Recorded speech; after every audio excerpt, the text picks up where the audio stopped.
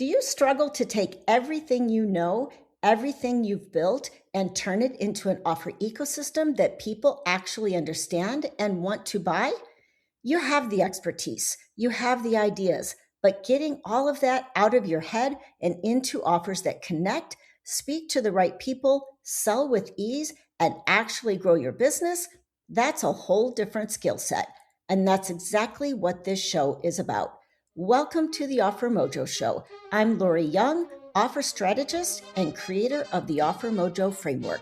I help coaches and expert-led business owners package their expertise into offers you love and buyers actually crave. Because when your offers finally click, everything else gets easier. Let's get into it.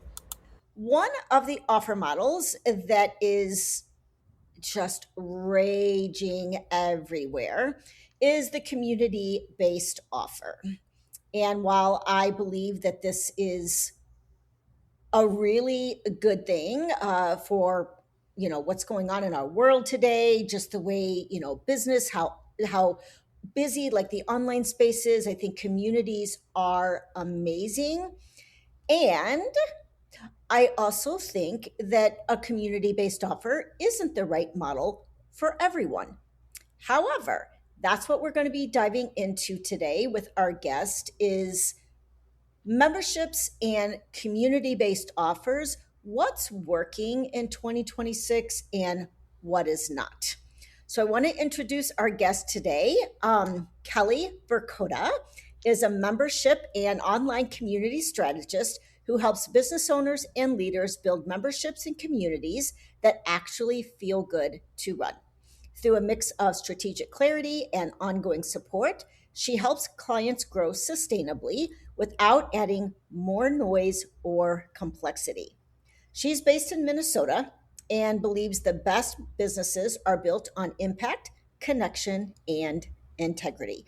So welcome, Kelly, to the show. I'm glad Thank you. to have you here. Thanks for having me. Yeah, let's give the audience a little bit of background because I love meeting people who have specialized and have chosen a specific niche.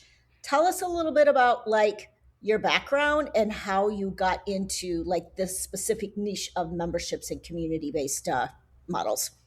Sounds good. So yeah, Okay. I kind of fell into it. I feel like I was back in 2016. I was kind of doing some, behind the scenes work, and one of my clients was a really good friend of mine, and so I was doing kind of like the OBM stuff. And she was a coach for adoptive foster parents. Would always say, as long as I'm on this planet, no family will have to do this alone. I'm like, that's a really great mission, and it's going to be hard to do that only one-on-one. So kind of long story short, we put a membership into her business, and it just really was a game changer for her business. But where it was really this game changer was for the community, for those parents, because they got to sit at this virtual table with people who got it. They were on that same path, that same journey. They felt safe, they felt connected, they belonged, and they got this really great support. And where I ended up landing in this niche was my friend unexpectedly passed away in 2019. And so I had to do a lot of soul searching of like, okay, what am I missing in my business outside of my friendship part? And it was helping people that just wanted to create an impact and impact more people and community and membership. And so I just am like, okay, that's where I put my stake in the ground at the beginning of 2020 and said, yep, that's where I want to land, because I feel like that's my sweet spot of helping people, and it also filled my cup. So I have just gone all the way in since then. Okay. So what do you think like this community membership? I mean, you've been in it obviously, kind of like you started one for a friend in 2016 Yep. and then really leaned into it in 2020. But here we are in 2026, and this is all I hear. Honestly, it's all I hear. Why do you think like now in 2026, like this type of model is like really like being highlighted? I keep saying, and it seems like I say it every year, but I just feel like the community piece of it is what people are really craving, and this connection and that piece. And then also we're in this age of just information overload. We can get it Yes. anywhere, between ChatGPT and Google, and just we're so inundated with information. I think people aren't looking for that anymore. So they're looking for something where there's community, or where there's looking for access for, one-on-one with a coach, but at a lower price point. They're looking for accountability. They're just looking for something different that feels, I guess, more narrow than just this broad barrage of content. Okay. All right. So, I mean, I've been in this business, in the industry, for a really long time. I started my business in 2016 as well. And I've seen memberships evolve over time. I've been in different memberships, and I want to get into all of this nuance. But let's talk about like what you've seen that has really changed in how, I guess, what makes a successful membership today versus what it looked like, back in 2020, for instance. I think it used to be this, people were coming for this content, like, give me all the content, give me all the, all the information you have, whether this vault of content was such a big deal. And back then it was like, okay, let's give them a roadmap to navigate all of that. But, all of that. But I think people are looking for something different now. And so I see that I think the most successful memberships are really leaning into that. A lot of them have, if they were in that same model before, a lot of them, have kind of gutted out what they were offering and simplifying it. I think it just is a better experience for the members. It's probably a more aligned fit for the person running them, but really leaning into what are people looking for and what are they needing. And most often it is not a whole lot more content.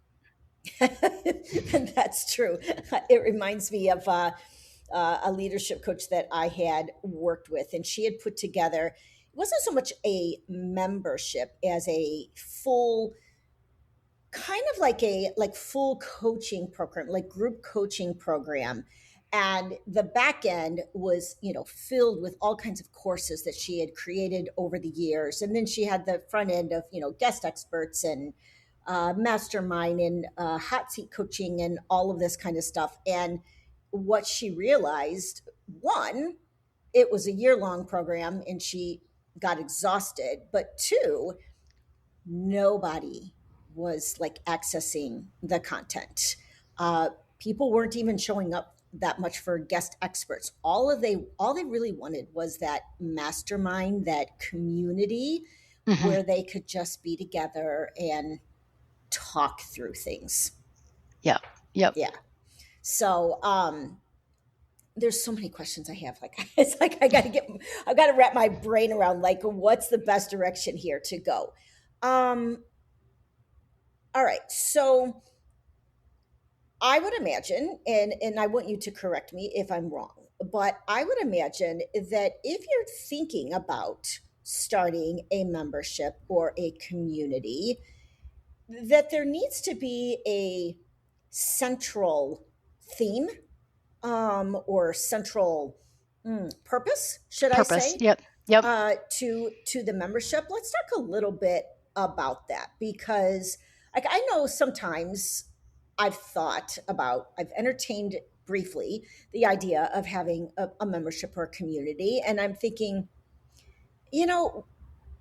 what would I do? There's like a million like business building memberships and communities out there. Like if I started something, I would want it to be very different and very unique and have an edge to it that was different than everything out there. Like what do you recommend if you're thinking about starting that type of model? How do you like determine like a purpose and find an edge for your particular membership? A couple of things. I always ask people to start with like making sure that it's aligned for them, that model aligns for them, because I am not one to say every business should have one, because I just don't believe that. I want it to be a right fit for each person, and that includes a membership owner. But then really looking at like, what are people coming to you for? What's that thing that you could, they always say, what could you, talk about in your sleep, pretty much. But like, what do you find people coming for? A lot of times that can be something that is like the theme of a membership. What's your secret sauce that people keep asking you about? And then the also thing to consider is like what really lights you up, because at the end of the day, if it's completely draining for you, it is not going to be sustainable. Right. Do you have like any examples of like, I guess, very specific memberships that like really kind of stand out as something that's, I don't know, a little different in the market? I think if you look at I'm thinking of a gal that I'm working with now, and so she wanted to create one that was kind of like a networking membership. But as we've kind of unraveled some stuff and kind of gone back and forth, even before our first call, she's kind of getting some more clarity of saying, but wait a minute, there's something more that I'm wanting. Like I feel like people are asking me about, and then really looking at what's filling her cup. She's, at the stage when her business is like, okay, I want to fill my cup versus just be bringing money into the, into the bank account. But, really looking at that piece of it and kind of unraveling that and restructuring her vision for of what it's going to look like based on, okay, what people come to her, but really also what does she feel like she can offer the world. Right. And Okay. that's been interesting. That's been interesting to watch because she was pretty set on what she thought she wanted it to be. And as she sat with it, and I have a work where she's kind of going through this workbook, and she's just kind of coming to some different conclusions, which to me was really interesting, pretty early on. Right, exactly. One of the things I think that I've noticed too about, I've just kind of watched this offer model as an offer strategist. I'm always looking at different offers. One of the things that I've noticed is that sometimes these memberships and community based offers are on the front end of your offer ecosystem where they're like feeders. They're designed to be like feeders into your higher ticket offers. Yep. And then there's memberships or communities on the tail end. So they've gone through your transformation, and then that offer is on the tail end is more of a kind of like a continuity, a maintenance, continued support, and accountability type offer. Like, what are you seeing people building more of right now? I see people using that as both of those purposes, that it's Okay. like this community kind of goes alongside their one-on-one. So for some people it's the front end people that's getting more people in, and then it's the tail end too. It kind of keeps everybody in their ecosystem. So I think it works both ways. And then there also are people that are really creating just standalone memberships because it's something that they're really passionate about. Like I've had people come saying, okay, I am super passionate about this. I don't want this to be my main driver of my business model, but I really Okay. believe in it. I want to do it. So they're doing it totally separate from their main one-to-one business, which is also Interesting. interesting to me. Like a completely different like purpose, like not Yeah, even kind like of, like they just feel like I'm trying to think if I can. I'm trying to think of a specific example, just somebody recently, but like it was like they just really believe in that. And so it's something that they want to do, whether it's to give to the world or make a bigger impact, yeah, but it's not their primary drive of their business. They're keeping their business model really the same, but they're doing this as an add-on. I think it's just, kind of driven by, like you said, purpose, yep, passion, something, a cause that's like near and dear yep, to their heart. yep, And yep, so, and they enjoy the community, obviously, the yep, community based. yep, Let's talk about when you're working with someone. Let's say someone comes to you and they're like, I'm thinking about, starting a membership. Everyone's doing it right now. right, right. That's the thing. So I'm thinking about doing it. How do you help guide them to understand whether or not a community based offer or membership model is the right thing for who they are as a Yep. person? Yeah, that's a great thing because it's not for everybody. So I think, like I said, I have this work, but I kind of guide people through like, okay, let's look at what's your purpose for having it, outside of it just being part of your offer suite or everybody else is doing it or you want to generate revenue. I just feel like for it to be sustainable, you want it to be deeper or broader than just here's my revenue that's going to Sure. bring money in. So if you look at the purpose of it, because that again becomes something that people are invested in doing. They want to keep doing it. So Right. looking at how does it align with everything else? What's your purpose for it? In addition to what's the purpose of the container, but what's the purpose for you? Is it to serve other people? Is it to make an impact in the world? Is it primarily just to, have something to drive one-on-one, and that's all fine and good, but really figuring out what your purpose of that is. And then does it fit your personality and how you serve best? And what's your big vision for it? Is it a smaller, intimate community? Is it like, okay, I want a large number of people in there because I want it to drive numbers? And getting really clear on that before you say, yeah, I want to do this. Okay. And then also looking at your style of how you operate in the world. Are you a person that's going to be drained by it? And that doesn't mean that that's a heck no, we can't do it. But okay, let's structure it so that fits for you if you really still want to have one. Yeah, so I feel like, and I could be wrong because I've been in different memberships and I've listened to different hosts and the way they describe their personality, and some of them are introverts. Like I'm an introvert, and the thought of trying to maintain a membership feels very draining to me because I feel like, and you may like debunk this myth, but I feel like it's something that takes a lot of energy. It's something that it requires you to be like constantly on and available to your community. And if you're not, then you're kind of like just not really serving your community. Like, do you find that more extroverts are like running communities and memberships, whereas like the introverts kind of like tend to shy away from that? Or I've had a lot of introverts that come to me. I'm introverted, so I feel like is it because I draw them in? I don't know. But I think we really structured then to say, okay, let's put some boundaries in. Okay, you don't have to be on 24/7 answering that because that's going to be exhausting.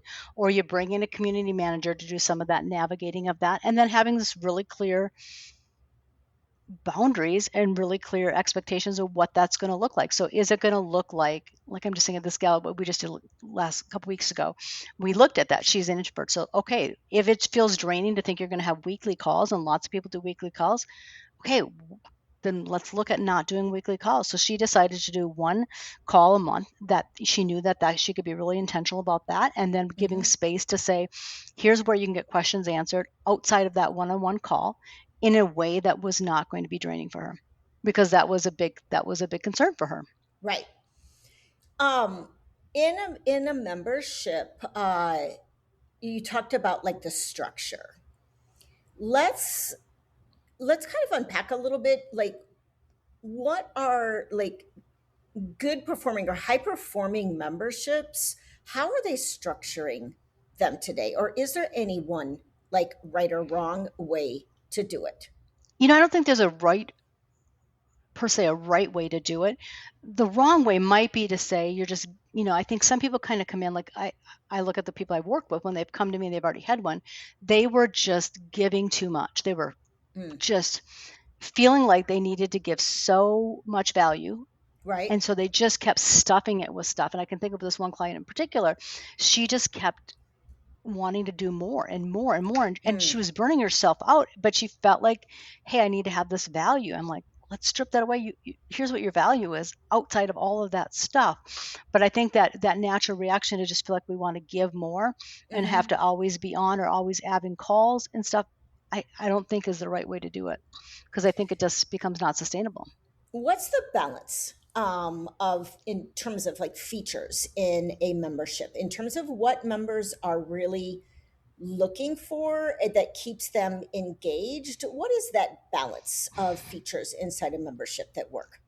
I think the one that works the best is this access where they can ask somebody a question. So whether that's a Q&A call once a month or once a week or whatever, that they have access to that person that's different than something they can just Google, that they can get, kind of that one-on-one help or support or accountability, still in a group setting, but that's, that feels not just generic advice.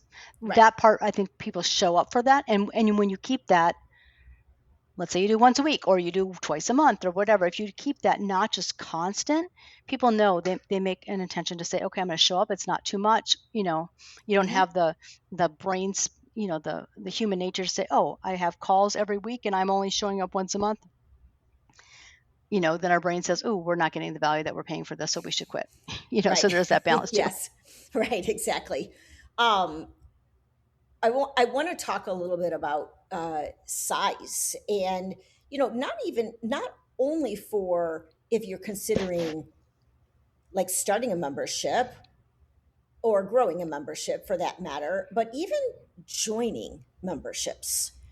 I'm a member of four, four memberships right now, and they're all very different. I'm an entreprenista. I think you're an entreprenista, right? I'm not. Nope, I'm Oh, you're not. not. Okay, so I'm an entreprenista. That is a huge community, like Hmm. over 3,000 entrepreneurs. So it can be good because there's such a variety of different business owners that are in that community. Hmm. When you do show up for like the member connects, there's a lot of people. So you have the opportunity to meet different people. But Hmm. on the flip side, it kind of lacks community because there's so many people. It's so difficult to get to know people. You almost have to have like some type of ability to build like little mini communities Yep. inside the big community, right? Or Yep. otherwise Yep. it's just you feel like disconnected. Everything's overwhelming in the Yep. platform. I just avoid it. Like I just don't even go in there. I'm in another community called the Rising Tide Collective. Its purpose is strictly about building strategic collaborations for your business, like learning how to be in different rooms, partnering with different people, like helping other people, build collaborations. And right now, I got in as a founding member, and so right now it's small and it's intimate, and but it's very strategic, right? So it Hmm. serves a purpose in my life. Then I'm in another one, that Back Pocket Insights, which Yep. you are in. Hmm. That community is very intimate. And it happens to be the community where it's just like, okay, this is the community I'm going to be real honest in. Hmm. Like, I'm going to be like, I'm going to allow myself to just be transparent, to really like lean into people for support. It's Hmm. not necessarily a community where I think there's going to be any business exchanged. Yep. It's more, these are my humans. Like, these are my little entrepreneurial humans that Yep. I get to talk honestly with, right? Yeah. Yep. And then I have another one that I'm newer in, and it's supposed to be like a matchmaking type community where it's like, well, let me match you with potential clients or potential people that you might be looking for or whatever. Hmm. All of them have a different feel. But Hmm. what I know for me, like the more intimate feel that I get, like from Rising Tide Collective or BPI, is what I'm searching for. How do you like advise, business owners who are trying to either choose communities or grow communities on like the size? Like, is there a particular size that we should aim for to keep people engaged? Because I don't isn't know if that I the would whole say. purpose of a community? Well, it can. I mean, it can, and there's also, the purpose is people want, like maybe entrepreneurs said they're happy to have it large because then there's just more connections, there's more Hmm. people you're connected with. It's about Right. growing your network. And so, I think if you're really clear as the membership owner what your purpose of the membership is, Hmm. and you personally are saying, I'm really clear of what each of these memberships play in my life, in my Right. business, I think that's really great. Not everybody does that. And I think that's really important to do that, to say, okay, what's Hmm. the purpose? What am I getting out of it? Right. And it doesn't really come down to the size of the container if you're really clear on your purpose. You can have a Got it. really big membership, and if that purpose is, okay, we want to create this intimate feeling, we want to create Hmm. connections, maybe we structure that in the membership differently. Maybe that's part of how we do engagement, but really staying clear to what the purpose of it is, I think Hmm. can be really helpful. Okay. And I agree with That you. makes a Lots of lot of times those, I that think makes the a lot of smaller ones, sense. yeah, the smaller ones definitely can feel more intimate. Yes. But they also can feel, in the beginning, they can also feel really quiet and people aren't engaged. So there's this Hmm. balance of, getting Yes. people talking and connecting, Yeah. I from feel the like, beginning. I don't know. For me, I feel like there's like this, I don't know, a magic number for me as a person who's in a community. It's like, okay, I would love to be with 50 engaged people, right? That's Yep. amazing. Like that's a lot of people to be intimate with and engaged with, right? Hmm. 3,000 Hmm. I can't keep up with. Right. Right. And like you said, like when it's something like 10 or 12 or 20, it's much harder to keep that engagement going. And I think it's harder on the membership owner to Yep. keep things going because they've got to do a lot of growing and growing and growing. Yep. Speaking of growing, what are some of the tips that you can share for someone who is growing a membership? Maybe it's newer, maybe it's stalled in its Yep. growth. What are some of the things that you recommend to get more people into your membership? Because that for me, I think feels like, besides the like managing and being on like a lot, and I get now how if I were to do a membership, how I could like structure that differently. But Hmm. I think about, oh my gosh, I'm going to spend so many hours, so much time just getting one person Yep. one Yep. person into the membership. Yeah. So Yeah. let's talk about like growth strategies.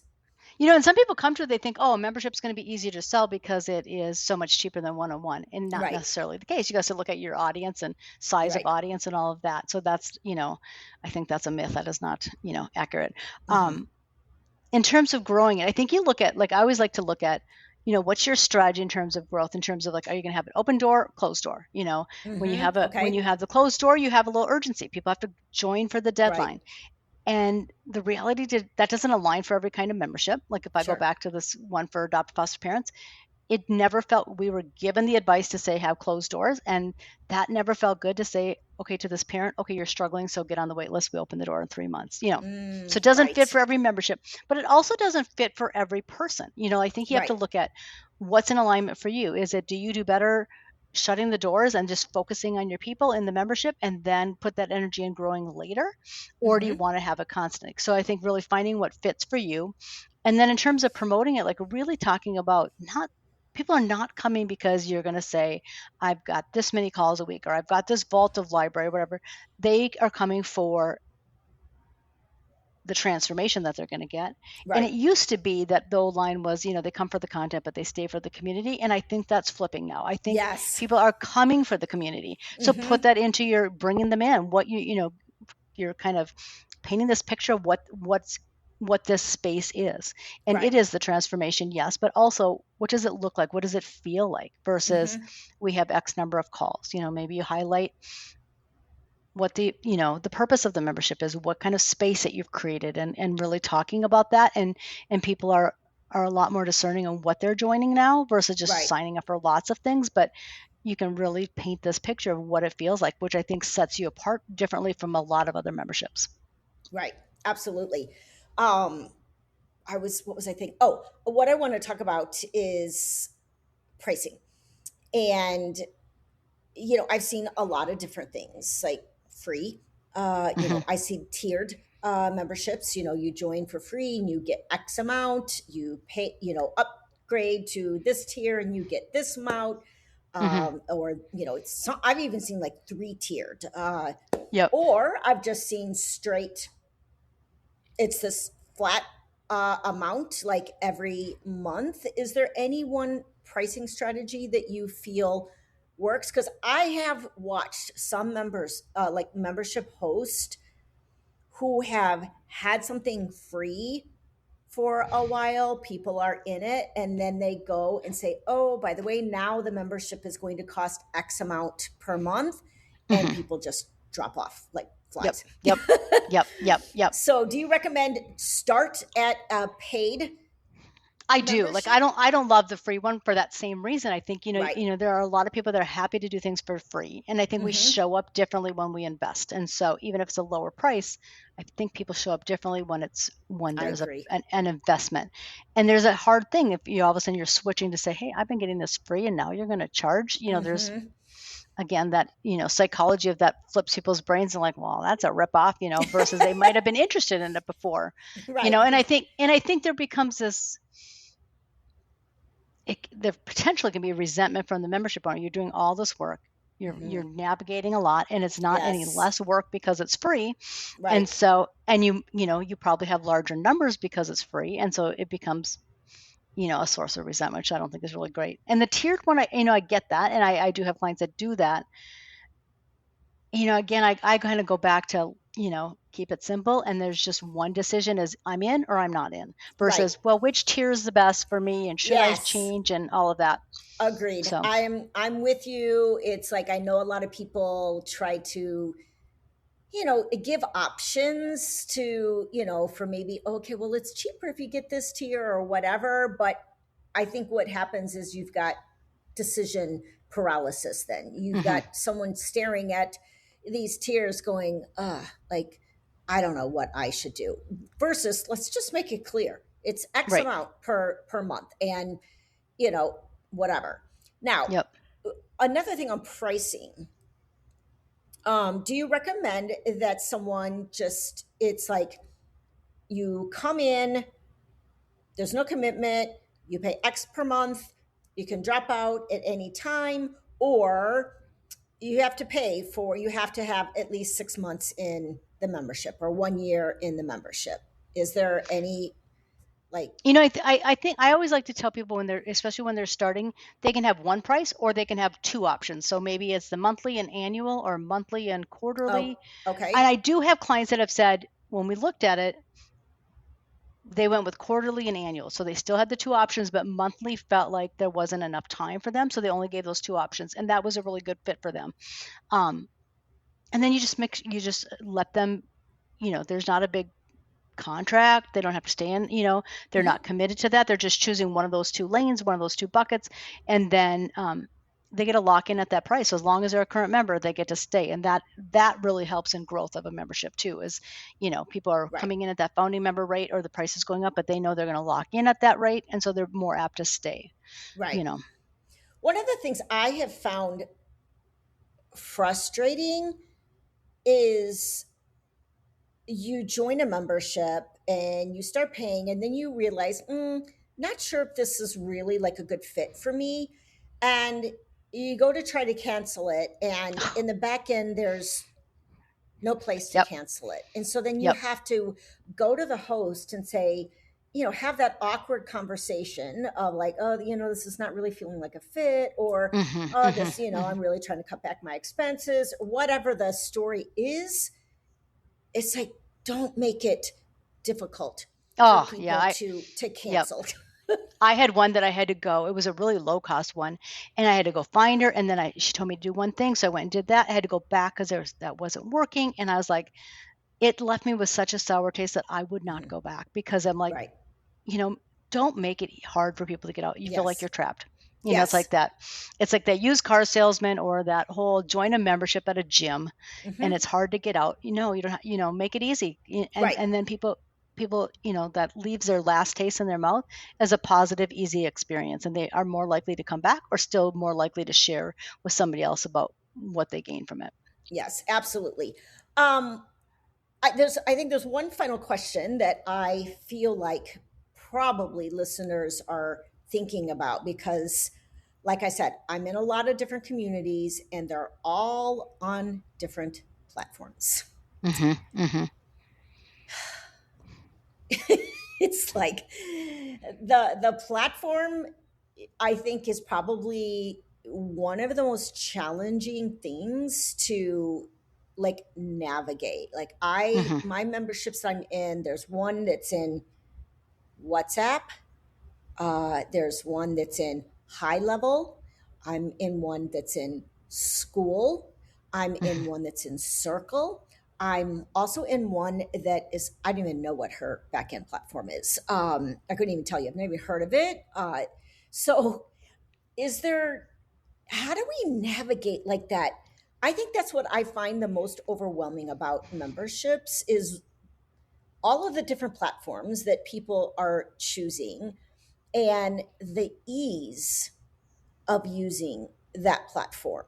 So Mm-hmm. Mm-hmm. school, what I like about school is I have an app on my phone, and Mm-hmm. all of the little communities that I'm in school, some of which I'm active in and some of which I'm not, I can easily like toggle in Mm-hmm. between them and just go see. But like if it's WhatsApp, for instance, it's just like the chats become like overwhelming. Mm-hmm. Circle, Mm-hmm. Mm-hmm. same thing. Yep. Is there any one platform that you think is like really, really good, that you think is really, really user friendly for members? I think that, I don't have just one answer for it. Like it used to be back in the day, a lot of people would have their memberships in Facebook groups, and it Mm, worked because people were seeing all of that. Well, then Facebook has exploded, and there's just like so much distraction. People are like, no, let's have it off this, and I think there's a value to having it off that because you're more focused, intentional.